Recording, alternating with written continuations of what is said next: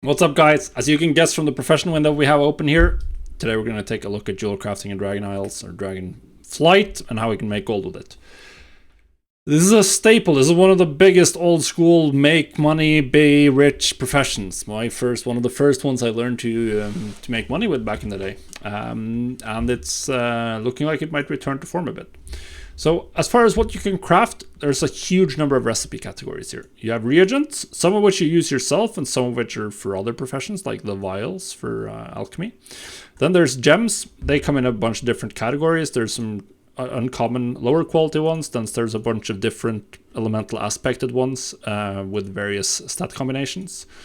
So like the earth gems all have mastery, the air gems all have haste, the fire gems all have crit. And the frost gems all have versatility. And then lastly there's the Primalist gems. These are unique equipped, very strong. Then you have some trinkets, which is quite interesting. You have an enchant to add sockets to your necklace. You have rings and necklaces, unsurprisingly, and then there's a huge bunch of assorted whatever items. Like there's some statues. I think some of these might be useful. I haven't looked into all of them. There's some battle pets. There's some stuff. Some cosmetic stuff. There's profession equipment, and there's glassware, which is essentially the return of Icy Prism from Wrath. You turn lower quality gems into an item that you then open, and you get higher quality gems out of it. So that's it. Now, obviously, what we scan through here, gems, this is a huge change, right? In Shadowlands, in BFA, we had 4 gems, one for each secondary stats. Here we have a bunch of different ones.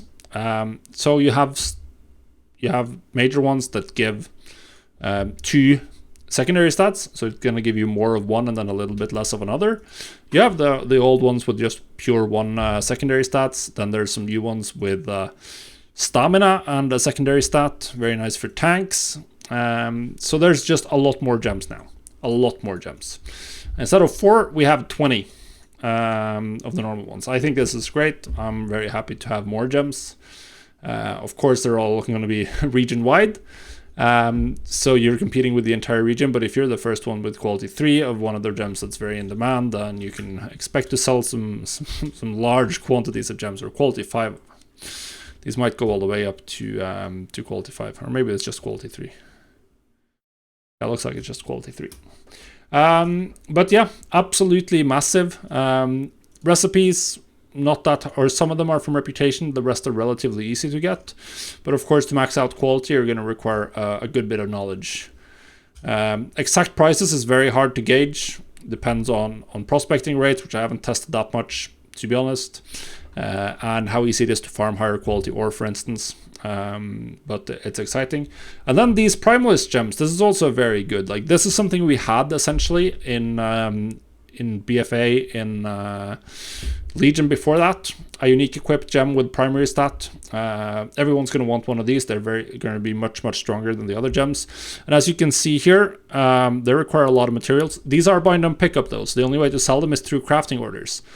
But the way you get them is to max out the final nodes of the faceting tree. So if you want to get the inscribed limited diamond, for instance, then you need to put 40 points into this node, into the fire node. So if you're the first one to get one of these recipes, then you can probably charge a lot for the crafting service, because these are not going to be everyone. You're going to need to put 50 knowledge into getting one of these recipes. And it's another 50 for the next one, to unlock the next one, after you've unlocked the first one, because then you need to put 10 more points into the base node. Going to be very low competition on these. Prospecting is interesting. One thing you can notice right here, if I add max quality Draconium ore, is that you can get to quality 5, or max quality. And as you can see here, you can do the same thing with Cascarite ore. I don't have any profession accessories, so I could easily get another 20 skill from that. And I'm not sure. I don't think I've actually... I have maxed out everything.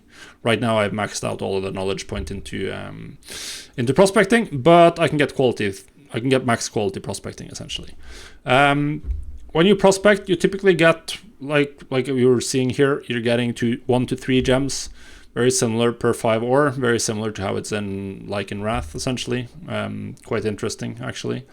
But yeah, the Cascarite ore is going to give you more rares, obviously, and then you can do the lower quality ore, Draconium, and the Ceravite ore. I'm assuming that Draconium or Cascarite is going to be the preferred choice. That's usually been the case in the past, but that's something we'll just have to see. Gear, well, as everyone knows, it's one of my general favorite categories. And the jewel crafters are getting some new toys. And that's these idle trinkets. And they're very, very interesting. They have a proc that stacks with the number of gems you have. So as you can see from this Idol of the Earth Warder, your spells and abilities have a chance to grant you 14 mastery per Neltherite you have equipped. So Neltherite, that's one of the gems here. Neltherite. So the more sockets you have, the better it is. And then once you hit 15 stacks, you consume and you gain some secondary stats. I'm not sure if there's some ICD or anything. But this depends on socket availability, but it could be very strong, these ones. Or they could be very bad. We'll just have to see, but they're interesting. Then you have gems or you have rings and necklaces making a return. The elemental lariat. Once again, you have some procs here that depend on your sockets. All of the necklaces and rings you can craft come with a prismatic socket already attached. Which I haven't checked if this is also the case for drops, but if it's not, then we can expect rings and gems to sell really well. Or rings and necklaces, because getting a socket for free is really, really good. Of course, for your necklace, you can add 3 sockets with the tiered medallion setting as well. So we'll just have to see. But yeah, the gear recipes, the things you can craft are looking good. All of it BOP, of course, so you have to craft it with crafting orders to make gold. And some of the recipes are hard to get, but most of them are not that hard to get, or is going to be in a place where like a lot of people will get them at the same time. So I don't expect them to be like a huge like race to get them. You definitely want to keep on top of renown though for the trinkets, as they are from Dragonscale Expedition and the Skara Tuskar, and those are the 2 factions you want to focus on, because they also have a lot of the gem recipes. So next up, the knowledge breakpoints. We have a lot more knowledge breakpoints to go through here, because there's a lot more different items with different difficulties. So the good part, the lower quality, like the gems or the basic necklaces and rings, have pretty much the same difficulty as most other basic items. You can get to quality 5 of the basic recipe at 40 knowledge. Then you can get quality 5 embellished at 65, quality 5 mythic infused at 90 knowledge, quality 5 mythic infused and embellished at 105. If you want to craft the idols, you can get to quality 5 idols at knowledge 85, and you can get a quality 5 mythic idol at 120. And you can actually guarantee you can get to the required recipe skill to guarantee a quality 5 mythic.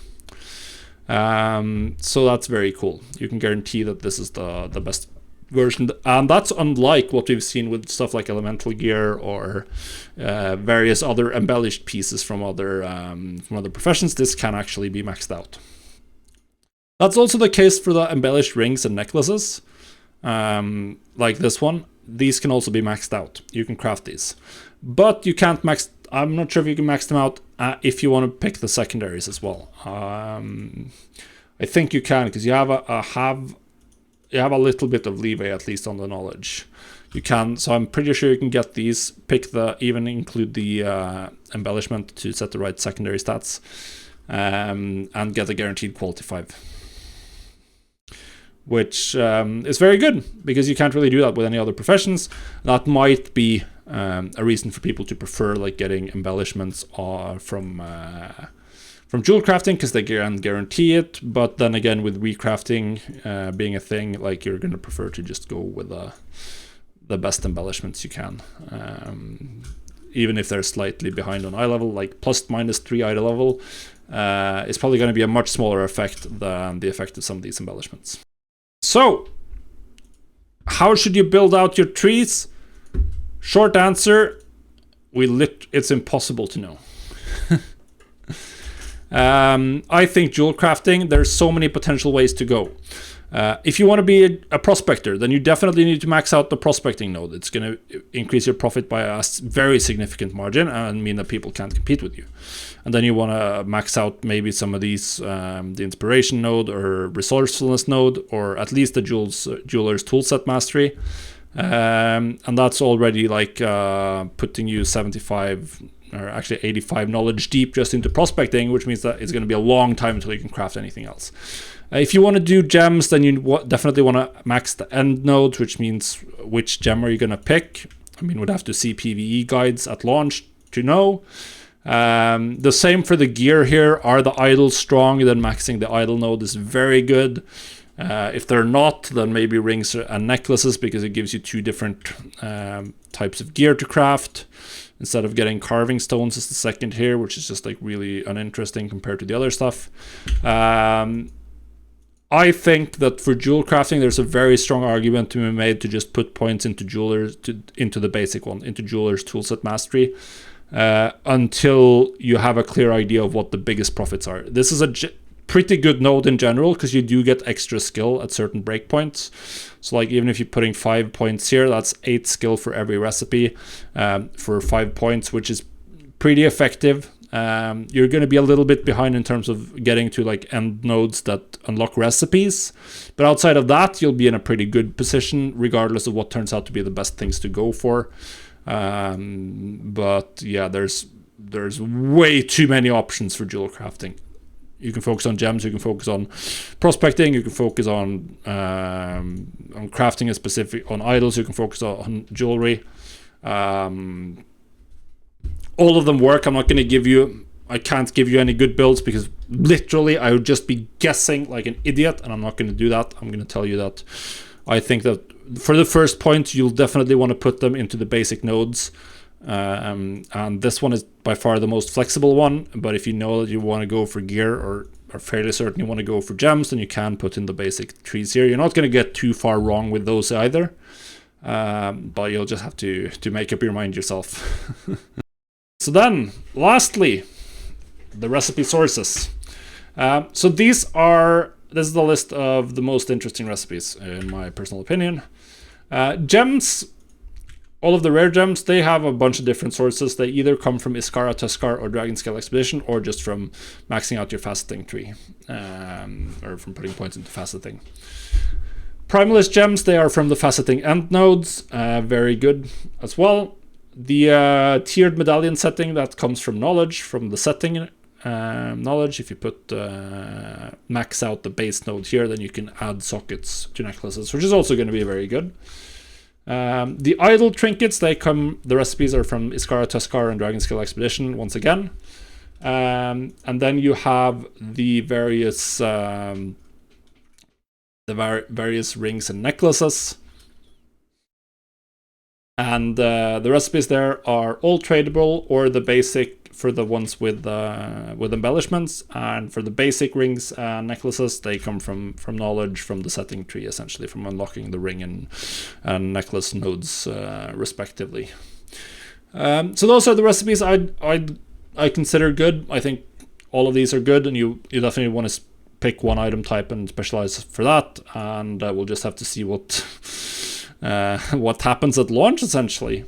So yeah, that's it. That's jewel crafting. I think it's looking pretty good, but it's going to depend a lot on exactly how the prospecting yields turn out at launch. Like, how does the balance of materials to sockets and other crafts go? And it's going to be exciting. Hopefully, this is the return of jewel crafting to its previous heights as more than just legendary rings and necklaces, but we'll see. Thanks for watching. See you on the next one.